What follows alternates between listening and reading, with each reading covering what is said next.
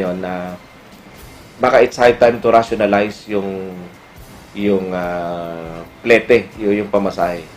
So habang lumalayo ka o lumalayo yung pupuntahan mo, dumadagdag din yung pamasahe. Ngayon po kasi fixed lang siya na 8 pesos. So mula sa sentro at kahit doon po sa medyo malayo pa, 8 lang ang babayaran mo. Doon po sa recommendation ng survey group, base sa public perception survey na pikandak niya sa mga residents ng Naga City, sinasabi niya na it's high time to also adopt a rationalized mode of fare dito sa ating syudad. Inasigurar man ni Konsehal Del Rosario na makikipag-koordinar man sinda sa iba pang law enforcement agencies, siring kang LTO, para masusod ang ngaran kan mga pasaway na driver o operator kan tricycle na dain nagsusunod sa reglamentos asin ordinansa para dagos na ining halian ning prangkisa sa pagkayod. Kami naman po, tinitingnan namin yung angulo na kung marami na pong mga reklamo nakarating din sa Land Transportation Office against the drivers, yung sanggunian po baga ang nagbibigay ng prangkesa. So alam po ng mga operator na may barangay na natada. Sinabi pa ni Mrs. Annabel Vargas, masirbing ayuda sa pagbuhay asin pagsumpay sa mga medikal na pangangaipo ng mga indigent na senior citizens sa siyudad ng Naga ang social pension na pinagtao sa mga ini. Ang social pension for indigent senior citizen sa rong programa na nakapalaman sa Republic Act 9994 o Unexpanded Senior Citizens Act of 2010 kung saan nakapalaman digdi na ang benepisyaryong indigent senior citizen matataunan ng 500 pesos na tabang kada bulan halis sa gobyerno nasyonal. Napag-araman na igwa ng bagong listahan kan mga senior citizen beneficiary sa loob kang syudad matapos ang pinaggibong revalidation kan mga ini kung saan out of 3,600 plus may mga nahaling 200 plus sa listahan na nag-qualify sa programa. Nagluluwas kaya na ang mga senior citizen na igwa ng pensyon hali sa SSS, GSIS, Philippine Veterans Affairs Office, asin iba pang mga private insurance corporation, maging ang mga senior citizen nagwapang nagsusustentong kapamilya, pinaghali na sa listahan ka mga pensyonadong senior citizen.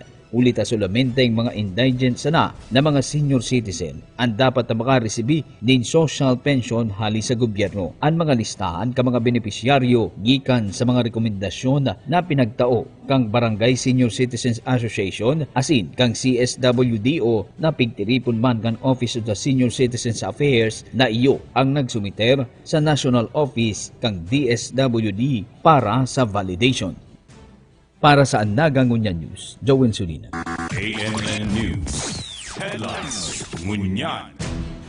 Gobyerno lokal kang syudad ng Naga nagaandam kontra sa padagos sa paglangkaw kan kaso ng dengue sa syudad. Ngunyan na tig-uran, detalles Don Jimenez. Nakikiulay ang gobyerno lokal kan syudad ni Naga sa mga barangay na magtarabang-tabang sa paglinig ang kapalibutan nga ninamalikaya ng pagdakulpakan kaso ng dengue sa syudad. Basado sa datos kan City Health Office o CHO kan petsa sa kan bulan nin Agosto ngunyang taon, nagsakat na sa 308 ang kaso na nairehistro kan Naga City Hospital asin Our Lady of Lourdes Infirmary sa enot na simana pasanakan bulan nin Agosto. Buot sa bihon, naglangkaw ini gikan sa 267 na kaso kan Hulyo 30 sa parehong taon. Sigon kay Consul Sanni Ranyola, importante ngunya ng pagtarabangan kan manlain-laing sektor, organisasyon na sin mga barangay sa pagpuho kan dengue sa syudad.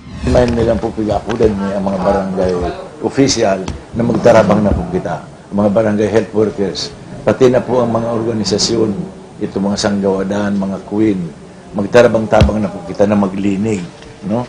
Ta prevention man lang po ang kepuhan digdig. Sa ibong kaini, nauugmaan LGU Naga sa pag-deploy kan Departamento de Salud sa syudad ning 7 internal medicine specialist na makakatabang sa pagbulong kan igwa as imposible na magkaigwa pa nin dengue. Maugma ko, tayang pong mga 7 yan, mga taratao po yan. Na-training po yan ng maray sa dengue, prevention and dengue cure. Kaya pwede po talaga sinda na ipadarami ang iba sa infirmary, ang iba po dito sa Naga City. Sa syudad ni Naga, nanutaran ang barangay Pakul kumuigwa ng pinakahalangkaw na kaso ng dengue. Katakod ka ini, padagos ang pagrabos kan mga barangay nga ni na malinigan ang mga lugar na posibleng pigiistaran kan namok na may darakan virus. Sigun kiligan ng mga barangay President Dodit Beltran, nagkaigwan ng pag-urulay ang mga barangay manungod sa paglinig sa tao kan padagos na paglangkaw kan kaso kan dengue. Picto Carmi po sa edukasyon, si Salud, lalong-lalo na po ang Barangay Ecological Solid Waste Management Committee na kaipuhan po magsigregar na po kita kang satuyang mga basura. Kung ikukumparar sa datos ka nakaliis na taon, igwasan na nin 4 na kaso ang nairehistro sa syudad ning Naga para sa bulan nin Hulyo. Sa presente, nasa irarom kan blue alert status ang syudad ning Naga. Buot sa bihon, naglampas na ang mga kaso kan dengue sa alert threshold na piglata kan Disaster Risk Reduction and Management Council. Nagkukondusir na ang City Health Office nin fogging o misting operations sa mga barangay na igwanin halangkaw na kaso nin dengue. Para sa Naga Ngunyan News, sa Don Jimenez. KNN News. Headlines. Ngunyan.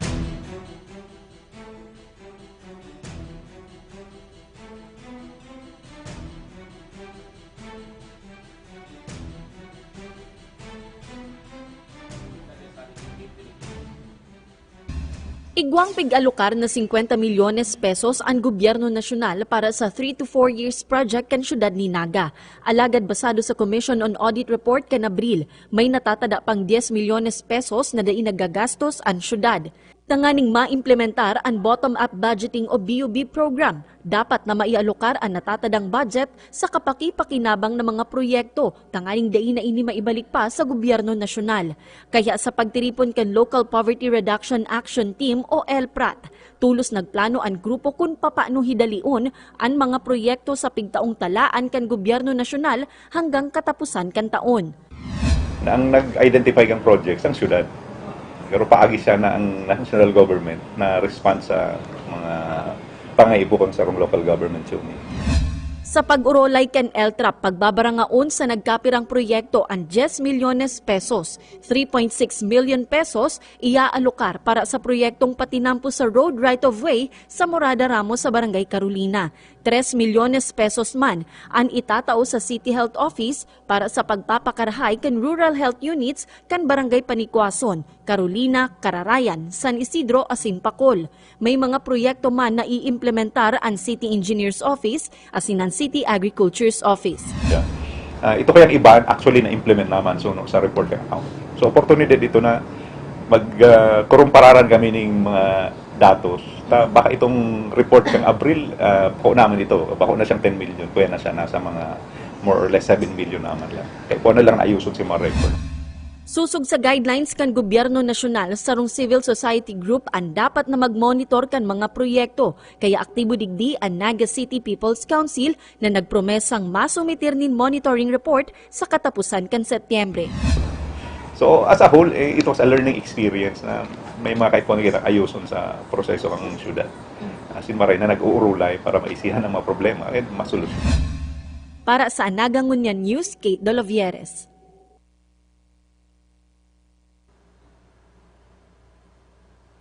KNN News. Headlines. Ngunyan. Antes ng report ni Don Jimenez, maray na aga sa mga parantabay nyato sa Naga Smiles to the World Facebook page, Kinonoy Nagueño, ki Pedro Marquez, ki Juvin Durante, ki Tessie Alonso, ki Pedro Marquez, ki Rice Rockers, ki Ma'am Teresita Golyoso Helepano. Maray na aga po sa pagkantabay sa tuyang Naga Ngunyan News. Bagong mission, vision, kan Naga City People's Mall, katuwang ang mga stallholders, Pighaman, Detalles Don Jimenez. Pighaman kan Market Enterprise and Promotions Office o MEPO, kaibahan ang mga pamayok kan Naga Market Stallholders Federation o NAMASFED, ang bagong mission vision kan operasyon kan Naga City People's Mall o NCPM para sa masunod na 10 taon. Sigun ki Ramon Florendo, Market Supervisor kan Merkado Publiko sa siyudad ning Naga, obheto ka nangyaring Mission Vision, Resetting and Planning Workshop na urug pang mapagayunan operasyon asin serbisyo kan NCPM para sa mga parasaod, partikularmente sa lado kan customer service, pisikal na fasilidad, organizational strength kan NAMASFED, na si PEMCO asin MEPO, sa tao kan padagos na pagdakol kan mga mall asin dakulang establishmento sa siyudad ning Naga. So we would like to look into these key factors that will ensure that we remain stable and progressive na ma-satisfy ta itong satuyan. Sigun man kay Claro Alfonso, Federation President kan NAMASFED, importante ang partisipasyon kan mga organisasyon sa loob kan NCPM sa pagrear kan bagong mission vision, tanganing aram nindaan sa indang gagampanan na papel sa pagrealisar ka ini. Kay Puhan, aram kang mga officers mi, lalo-lalo na kang officers kang NAMASFED, gabos na mga presidente. Ipon aram kung pasiring sayin ang misyon sa masunod na 10 taon. Pasiring sayin ang People's Mall. Maugma man na pigsaysay ni Florendo na matrayong punindang na-realisar ang mission vision kan NCPM sa nakalihis na 10 taon. Sigun sa iya, saro sa mga indikasyon kaini iyo ang pagiging galing pook awardee kan Merkado Publiko kan taong 2017. Nakabugtak naman na by 2019, the Naga City People's Mall will be the center of excellence on an LGU-managed social enterprise. Sa pagtubod mi po na-achieve ito because kang 2017, we were chosen as one of the Galing Pook awardees. So, Pigkondusiran Mission Vision Resetting and Planning Workshop kan Agosto 6 hasta 7, 2019. Para sa Nagangunya News, sa Don Jimenez. ANN News. Headlines. Ngunyan. Mientras tanto, water impounding projects sa mga irrigation system sa Naga planong ibugtak, sabi kan bagong regional manager kan National Irrigation Administration o NIA. Manikanta si Don Jimenez. Nagtaon ni nasigurasyon sa magayon na koordinasyon ang bagong Regional Manager ka National Irrigation Administration o NIA Region 5 ki Alcalde Nelson Legacion. Sigun ki Engineer Freddy Toquero, Acting Regional Manager ka NIA, sa iyang courtesy call ki Mayor Son, pigsaysay niya na bukasan sa iyang opisina para sa mga posibleng pangangaipo kan syudad, dapit sa patubig kan mga umahan, asin sa pagtaunin updates sa nagpapadagos na irrigation project sa laog kan syudad. Pigsaysay pa ni Toquero ang sa iyang plano na magkaigwaning water impounding projects na magagamit kan mga paraoma tuyong tig-init o El Nino. Sa pananaw ko, kailangan natin dito yung magkaroon tayo ng mga small impounding projects na kung saan during wet season, makapag-iipon tayo ng tubig. Kasi mostly rito is run of the river type, mga ilog lang, wala siyang impounding projects.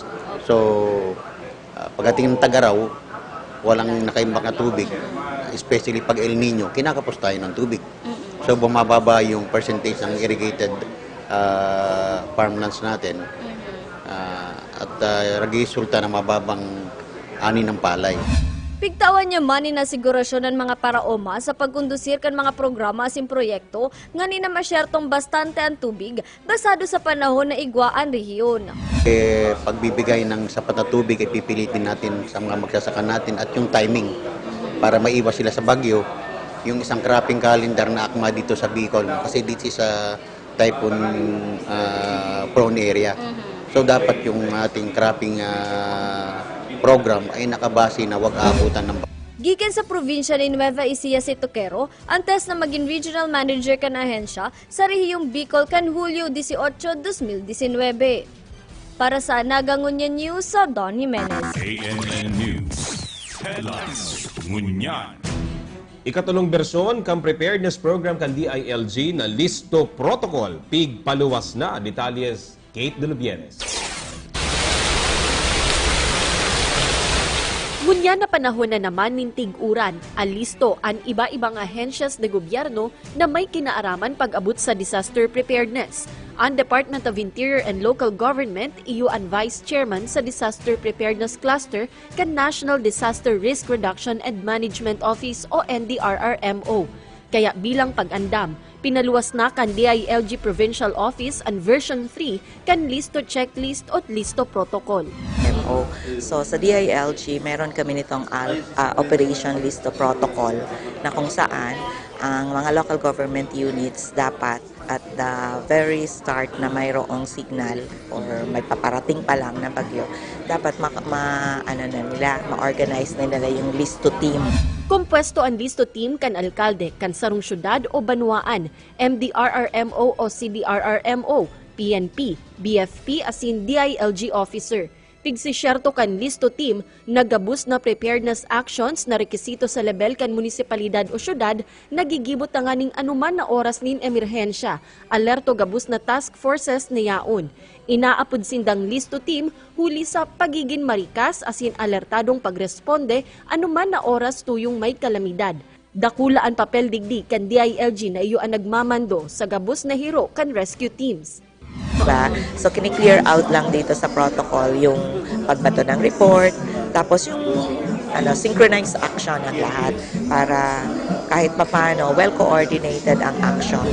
Mas mahiwas na ang trabaho kan listo team sa version 3 kan listo checklist na pinapautob kan DILG. Mas klarado na ngunyan ang communications protocol. Inaasahan natin after this na well-coordinated ang action sa preparedness. At lahat ng mga system, task forces na required, andyan yun sa local government units. Dapat proactive sila, hindi react.